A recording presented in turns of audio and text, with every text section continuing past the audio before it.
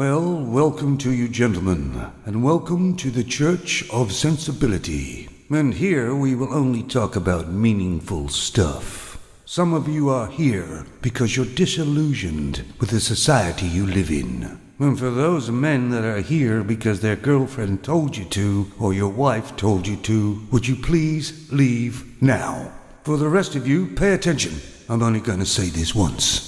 Hey, relax guys, I'm not a preacher. But if you notice, there's loads of preachers about now that seem to know everything, and are telling you what to do, aren't they? Of course, men had that when they were on the plantation. That's why they left.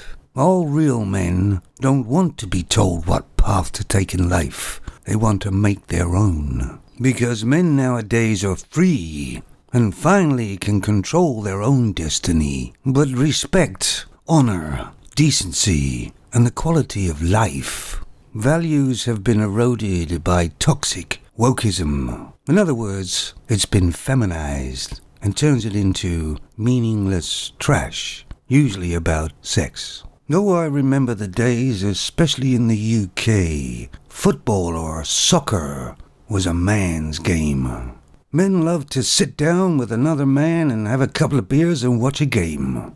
And there were sections in the paper that were dedicated just to football or soccer. There was no mention then of their wags or femons, because femons weren't interested in that. But take a look at soccer and football now. It's all about the wags, not football. And I was never really a football guy. I mean, I like soccer and everything. I didn't follow a team like most people do in the UK. But I can see how the femons have infiltrated the game, and as usual has made it about them.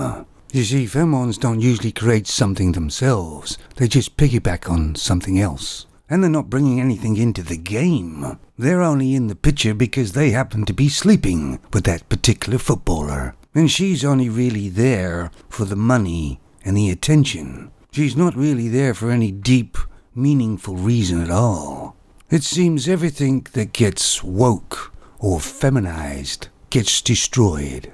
There are no exceptions. And of course, this is just one example, but there are many, aren't there? And I'm just wondering, when I was a very young man, almost just a boy, really, I lived in a small town in Canada, where men were masculine and women were feminine. And femons did femon things, and men did men things, and it worked. There was quality of life. The family unit was important in the town, and they produced many offspring. And I'm just wondering if I ever went back to that town now, would it have been touched by wokeness? Or has a toxic cloud missed that town? And I'm sure there's many places still left, even in the USA, that have been untouched by wokeism. And I believe up north in the UK has been relatively untouched. But for how long? It's too bad man can't do what they used to do and sort of create a circle like the wagon circle to protect the town from wokeism.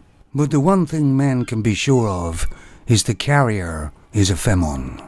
All femons on the planet have the potential to turn into a crazy feminist at any time. There could be a couple of cells in your town, and the mothership's just waiting to activate them. It could even be the femon you're with right now. You guys remember the film The Enemy Within? Or Invasions of the Body Snatchers? The one with Donald Sutherland in, I think, 1973. Where you gonna go? What you gonna do? Because you're the only one left. Ha ha ha ha ha ha ha!